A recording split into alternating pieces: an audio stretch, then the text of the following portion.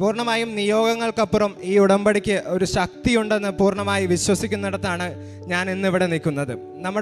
നമ്മളെ പൂർണ്ണമായി വിശുദ്ധീകരണത്തിൻ്റെ പാതയിലേക്ക് ഈ ഉടമ്പടി നയിക്കുന്നു. നമുക്ക് നിയോഗങ്ങൾ നടക്കുകയോ നടക്കാതിരിക്കുകയോ അതല്ല, ഞാൻ വിശ്വസിക്കുന്നതാണ്. പൂർണ്ണമായും ഉടമ്പടികൾ നമ്മൾ വിചാരിക്കുന്ന നിയോഗങ്ങൾ ചിലപ്പോൾ നടക്കാം, ചിലപ്പോൾ നടക്കാതിരിക്കാം. ഞാൻ ചെയ്തത്, അമ്മയാണ് ഉടമ്പടി എടുത്തത് എങ്കിലും രാത്രി എത്ര വൈകി കിടന്നാലും രാവിലെ 5:30 മണി എന്നുള്ളൊരു സമയത്തുണ്ടെങ്കിൽ ഞങ്ങൾ ഉടമ്പടി പ്രാർത്ഥിക്കുമായിരുന്നു. രാത്രി കുടുംബ പ്രാർത്ഥനയ്ക്ക് ശേഷം പ്രാർത്ഥിക്കുമായിരുന്നു.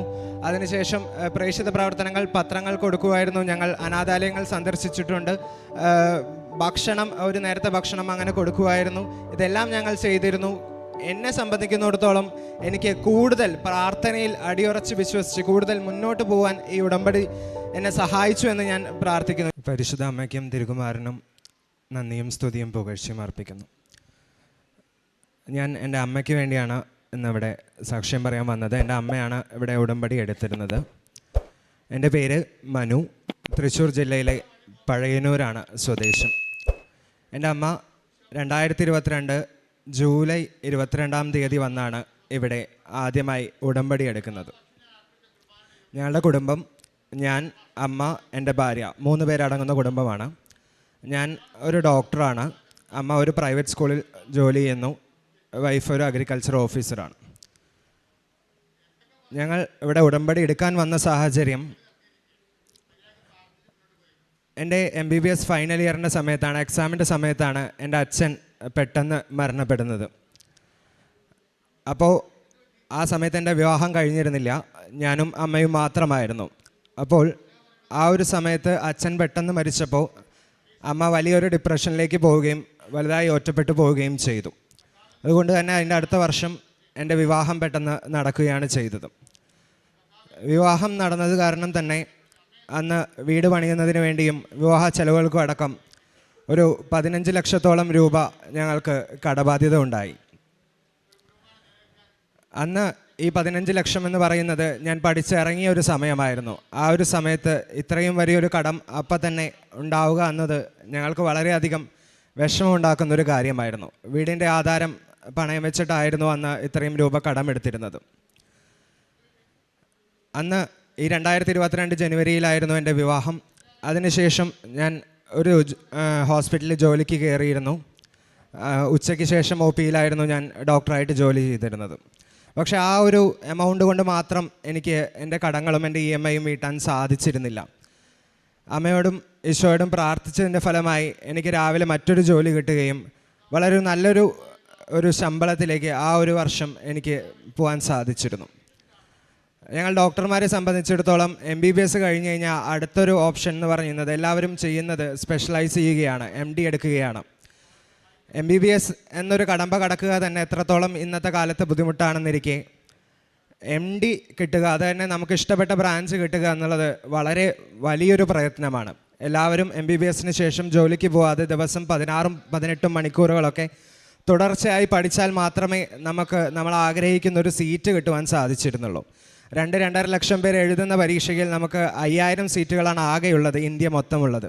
അതിൽ തന്നെ വളരെ കുറച്ച് സീറ്റുകളെ നമുക്ക് ഇഷ്ടമുള്ള ഒരു ബ്രാഞ്ച് കിട്ടാനായിട്ട് നമുക്ക് സാധിക്കുമായിരുന്നുള്ളൂ.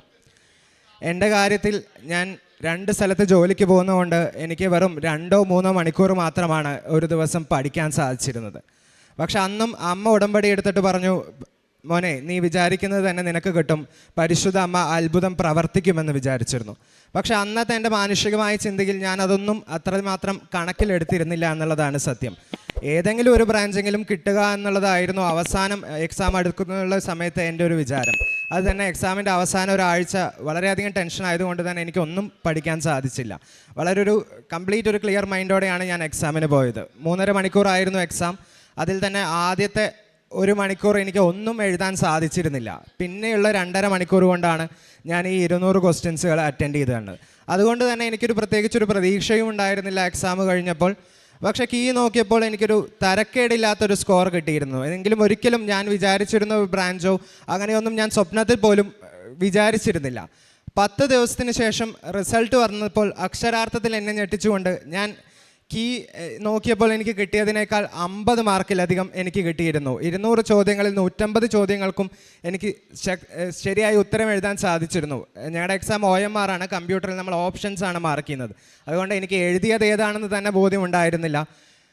ഏറ്റവും ആത്മാർത്ഥമായി പറയട്ടെ, ഈ ഒരു നേട്ടം ഒരിക്കലും ഞാൻ പഠിച്ചതുകൊണ്ടോ എൻ്റെ അറിവ് കൊണ്ടോ അല്ല, ഉറപ്പായും പരിശുദ്ധ അമ്മയുടെ സഹായത്താൽ ഈശോയുടെ കൈകൾ കൊണ്ട് തന്നെയാണ് ഞാൻ അന്ന് പരീക്ഷ എഴുതിയതെന്ന് പൂർണ്ണമായി വിശ്വസിക്കുന്നു. ആ ബോധ്യത്തിൻ്റെ അടിസ്ഥാനത്തിലാണ് ഞാൻ ഇന്ന് നിങ്ങൾക്ക് മുമ്പിൽ സാക്ഷ്യം പറയാൻ നിൽക്കുന്നത്. ഈ ഒരു 1.5 വർഷങ്ങൾ കൊണ്ട് തന്നെ എനിക്ക് എൻ്റെ കടബാധ്യതകൾ മാറ്റി എൻ്റെ വീടിൻ്റെ ആധാരം തിരിച്ചെടുക്കാനായി സാധിച്ചു. അതുപോലെ തന്നെ അമ്മ ഉടമ്പടിയിൽ വെച്ചിരുന്ന മറ്റൊരു ഇതായിരുന്നു, അമ്മയ്ക്ക് 60 വയസ്സ് കഴിഞ്ഞിരുന്നു. അപ്പോൾ അമ്മയ്ക്ക് ഇനിയും പക്ഷേ കുട്ടികളെ പഠിപ്പിക്കണമെന്ന ആഗ്രഹമുണ്ടായിരുന്നു. സാധാരണ പ്രൈവറ്റ് സ്കൂളുകളിലൊന്നും ഇത്ര പ്രായമായവരെ അവർ വീണ്ടും വിളിക്കാറില്ല. അപ്പോൾ വിരമിച്ച പ്രായമായിരുന്നപ്പോൾ അമ്മ ഉറപ്പിച്ചു ഇനി അങ്ങനെ പഠിപ്പിക്കാനൊന്നും സാധിക്കില്ല. പക്ഷെ അത്ഭുതകരമെന്നോണം അമ്മയെ അവർ എങ്ങോട്ട് വിളിച്ചിട്ട് ഇനിയും ജോലി ചെയ്യാൻ വരണമെന്ന് പറഞ്ഞു. അത് ഞങ്ങളുടെ ജീവിതത്തിലെ വലിയൊരു അത്ഭുതമാണ്.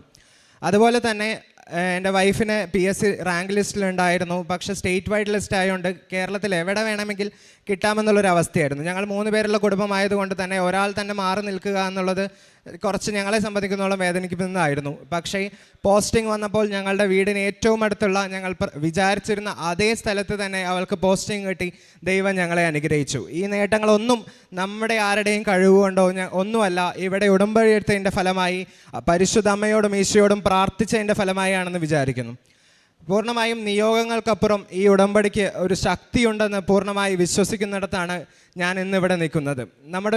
നമ്മളെ പൂർണ്ണമായി വിശുദ്ധീകരണത്തിൻ്റെ പാതയിലേക്ക് ഈ ഉടമ്പടി നയിക്കുന്നു. നമുക്ക് നിയോഗങ്ങൾ നടക്കുകയോ നടക്കാതിരിക്കുകയോ അതല്ല, ഞാൻ വിശ്വസിക്കുന്നതാണ് പൂർണ്ണമായും ഉടമ്പടികൾ. നമ്മൾ വിചാരിക്കുന്ന നിയോഗങ്ങൾ ചിലപ്പോൾ നടക്കാം, ചിലപ്പോൾ നടക്കാതിരിക്കാം. ഞാൻ ചെയ്തത്, അമ്മയാണ് ഉടമ്പടി എടുത്തത് എങ്കിലും രാത്രി എത്ര വൈകി കിടന്നാലും രാവിലെ 5:30 മണി എന്നുള്ളൊരു സമയത്തുണ്ടെങ്കിൽ ഞങ്ങൾ ഉടമ്പടി പ്രാർത്ഥിക്കുമായിരുന്നു. രാത്രി കുടുംബ പ്രാർത്ഥനയ്ക്ക് ശേഷം പ്രാർത്ഥിക്കുമായിരുന്നു. അതിനുശേഷം പ്രേക്ഷിത പ്രവർത്തനങ്ങൾ, പത്രങ്ങൾ കൊടുക്കുമായിരുന്നു. ഞങ്ങൾ അനാഥാലയങ്ങൾ സന്ദർശിച്ചിട്ടുണ്ട്. ഭക്ഷണം, ഒരു നേരത്തെ ഭക്ഷണം അങ്ങനെ കൊടുക്കുമായിരുന്നു. ഇതെല്ലാം ഞങ്ങൾ ചെയ്തിരുന്നു. എന്നെ സംബന്ധിക്കുന്നിടത്തോളം എനിക്ക് കൂടുതൽ പ്രാർത്ഥനയിൽ അടിയുറച്ച് വിശ്വസിച്ച് കൂടുതൽ മുന്നോട്ട് പോകാൻ ഈ ഉടമ്പടി എന്നെ സഹായിച്ചു എന്ന് ഞാൻ പ്രാർത്ഥിക്കുന്നു. ഞാൻ അമ്മയുടെ കൂടെയാണ് ആദ്യം വന്നിരുന്നതെങ്കിലും അമ്മ ഇപ്പോൾ ഉടമ്പടി പുതുക്കിക്കൊണ്ടിരിക്കുന്നുണ്ട്. പൂർണ്ണമായും എൻ്റെ ഒരു ബോധ്യം, നമുക്ക് എന്തെങ്കിലും നിയോഗങ്ങൾ കിട്ടുന്നതിനേക്കാൾ കൂടുതൽ പ്രാർത്ഥനയിൽ അടിയുറച്ച് ഈശോയോടും അമ്മയോടും ചേർന്ന് നിന്നൊരു ആത്മീയ ജീവിതം നയിക്കാൻ ഉടമ്പടി അത്രയധികം സഹായിക്കുമെന്ന വിശ്വാസത്തോടെ ഇനിയുമുള്ള ജീവിതത്തിൽ പരിശുദ്ധ അമ്മയോടും ഈശോയോടും കൂടെ ചേർന്ന് നിന്നുള്ളൊരു ജീവിതം നയിക്കാൻ ദൈവം സഹായിക്കട്ടെ എന്ന് പ്രാർത്ഥിച്ചുകൊണ്ട് നിർത്തുന്നു. ഉടമ്പടിയുടെ ഏറ്റവും പ്രധാനപ്പെട്ട ആത്മാവ് എന്താണെന്നുള്ള ചോദ്യത്തിന് ഉടമ്പടിയുടെ സാക്ഷ്യത്തിലൂടെ തന്നെ ഈ ഡോക്ടർ മറുപടി പറഞ്ഞിട്ടുണ്ട്. ഈ ഉടമ്പടി നിയോഗ സാധ്യത്തിനേക്കാൾ അപ്പുറം വിശുദ്ധീകരണത്തിനാണ്, പ്രാർത്ഥനയിൽ കൊണ്ടാണ് എത്തിക്കുന്നത്. സാക്ഷ്യത്തെ വ്യക്തമായിട്ട് പ്രാർത്ഥിച്ച് കേൾക്കുന്നവർക്ക് ഇത് വളരെ വ്യക്തമാണ്. ഇവിടെ പറയുന്ന പല സാക്ഷ്യങ്ങളുടെ അവസാനം ചെന്നെത്തുന്നത് കുടുംബ പ്രാർത്ഥന ഞങ്ങൾ മുടക്കിയില്ല, വിശുദ്ധ ബലി ഞങ്ങൾ മുടക്കുന്നില്ല, എല്ലാ ദിവസവും പ്രാർത്ഥിച്ചാണ് ഞങ്ങൾ ജീവിതം തുടങ്ങിയതും അവസാനിക്കുന്നതും, മറ്റുള്ളവരെ സഹായിക്കാനായിട്ട് ഞങ്ങൾ സമയം കണ്ടെത്തിയിരുന്നു, ഒരുമിച്ചിരുന്ന് ഞങ്ങൾ പ്രാർത്ഥിച്ചിരുന്നു, ഒരുമിച്ച് ഞങ്ങൾ കുടുംബമായിട്ടാണ് അഗതി മന്ദിരങ്ങൾ സന്ദർശിച്ചിരുന്നത്. അങ്ങനെ അവസാനം ഇതെല്ലാം ചെന്ന് നിൽക്കുന്നതും ഈ പ്രാർത്ഥനയിലേക്കും പ്രാർത്ഥനയിൽ നിന്ന് ശക്തി ഉൾക്കൊണ്ടിട്ടുള്ള പ്രവർത്തനങ്ങൾക്ക്. ഏറെ പ്രത്യേകിച്ച് തൻ്റെ വ്യക്തിപരമായ ജീവിതത്തിൽ പറയുന്നുണ്ട്, ഒരു MBBSന് ശേഷം അടുത്ത അഡ്മിഷൻ്റെ കാര്യം വരുമ്പോഴും സാധ്യതകളൊക്കെ വെച്ച് നോക്കുമ്പോൾ ലഭിക്കത്തില്ല, 200 ചോദ്യത്തിൽ എനിക്കൊരു ഓർമ്മ കിട്ടുന്നില്ല എന്നൊക്കെ പറയുമ്പോൾ അവസാനം പറഞ്ഞത് അമ്മ നൽകിയതാണെന്ന് പൂർണ്ണമായിട്ട് വിശ്വസിക്കുന്ന 2-3 പ്രാവശ്യം ആവർത്തിച്ച് പറയുന്നുണ്ട്. പിന്നെ അമ്മയുടെ കാര്യം, അതായത് സ്വന്തം അമ്മയുടെ കാര്യത്തിലാണെങ്കിലും ഇതൊരു ദൈവാനുഭവമാണ്. അതിൻ്റെ ആഫ്റ്റർ എഫക്റ്റോ അതിൻ്റെ പരിണിത ഫലമാണ് പിന്നീട് പറയുന്നത്. കാര്യങ്ങൾ സാധിക്കുന്നതിനേക്കാൾ അപ്പുറം പ്രാർത്ഥനയാണ് വലുതെന്നുള്ള വലിയൊരു തിരിച്ചറിവ്. ഈ ഒരു തിരിച്ചറിവ് കാരണം നമുക്ക് പ്രശ്നങ്ങളില്ലാത്ത ഒരു ജീവിതമില്ലല്ലോ. ഒരു നിയോഗം കഴിയുമ്പോൾ അടുത്ത നിയോഗം വരും. പക്ഷേ എന്ത് നിയോഗത്തിൻ്റെയും നടുവിലൂടെ നമുക്ക് കർത്താവ് ഇടയനാണെന്നും അമ്മയുടെ സാന്നിധ്യം കൂടെ ഉണ്ടെന്നൊക്കെ മനസ്സിലാക്കി നടക്കുവാൻ സാധിക്കുന്നുണ്ടെങ്കിൽ അതാണ് ഈ ഏറ്റവും വലിയ ശക്തിയും എന്ന് പറയുന്നത്. അതുകൊണ്ട് വിശുദ്ധ പൗലോസ് അപ്പോസ്തലൻ പറയണത് ദൈവം എൻ്റെ കൂടെയുണ്ടെങ്കിൽ ആരെനിക്കെതിരെ നിൽക്കും. വേറെ പ്രത്യേകിച്ച് ഇനി മുൻപോട്ട് ഒരു ദൈവകരങ്ങളായിട്ട് വർത്തിക്കുവാനായിട്ട് ഈ ബഹുമാനപ്പെട്ട ഡോക്ടറിനെ ദൈവം സഹായിക്കട്ടെ എന്നും